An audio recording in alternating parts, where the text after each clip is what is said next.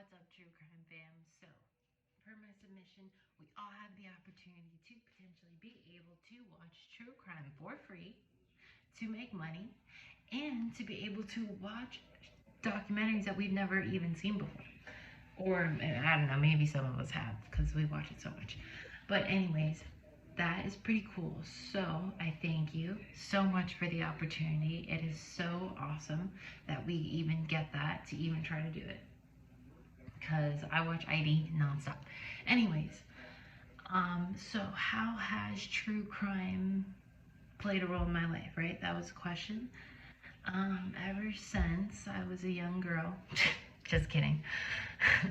No, but what I really find interesting, for real though, on a serious note, is not necessarily the Dahmers and the Bundys and Ramirez and BTK and, John Wayne Gacy, all these people that we've been learning about and hearing about from the past that we know about, the ones that have made history and gotten caught.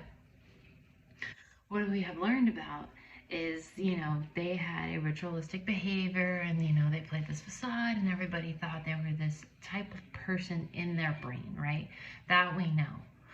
Those people truly have mastered the idea of manipulation in a sense when you think about it. However, we can all talk about those people, even Manson, who was able to control a lot of his followers. What I'm really concerned about, or not necessarily concerned about, more fascinated with, are the more, what's it called, when you're just impulsive, when you're an impulsive person, and maybe that hasn't ever been maybe it's always been in the back of your head, but it's never been your norm for you to lash out on someone, like these Josh Powells, for example, or the guy from Colorado, Chris Watts, who just snaps on one day. They just snap and they want to just murder their family. I always want to call him Scott Peterson.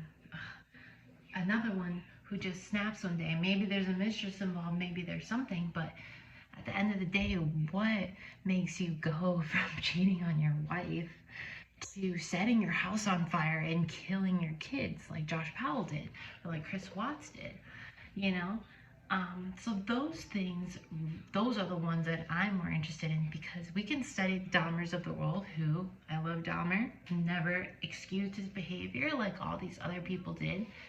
Bundy, blaming on society and things like that, It's like, come on, man. We've all had shitty childhoods. We've all been there. Dahmer never made an excuse for that, which he's a sick bastard, but, he admitted it and he died a horrible death. He paid for it. So, people more along, or what was this one I was just watching that happened in Florida? I can't think of his name. Fort Lauderdale, an Asian man who murdered his wife and sunk their car into a river. Some Eminem Stan monologues there. But yeah, what drives somebody to potentially just snap in an instant? Whereas we've known them as a certain type of person, like we've known these very eloquent people, like, like potentially Ed Kemper, who is so smart and could really manipulate anybody, Manson. And then you have these other people who are your regular husbands and fathers and whomever, just one day say, you know what, today's the day. What, like, how does that happen? How does that happen? Where it's the one trigger and that's it, they're done, versus these other killers who have an ideology of a victim. Does it have to do with impulsivity? Does it have to do with maybe relationships that they built? Because most of these people obviously kill their loved ones, usually 99% of the time, versus the serial killers. So those are the things that kind of interest me.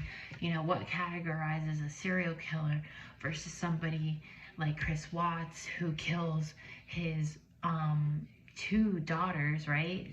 Dad, two girls, and his wife. I don't know, maybe his wife is pregnant, or maybe I'm confusing that with Scott Peterson, who his wife is pregnant. But what is the driving force? Have they always had those ideas in their head, or do they just think that if I just solve this one issue that my life is going to be great?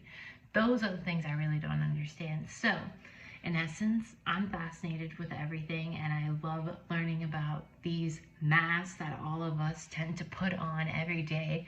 We're all guilty of, but some people are so much better at it than others, which is awesome in a weird way and very, very disturbing in another.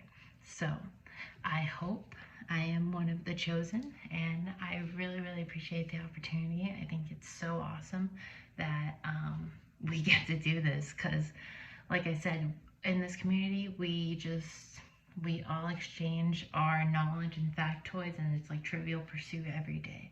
So we thank you, and we all hope that we can be a part of it.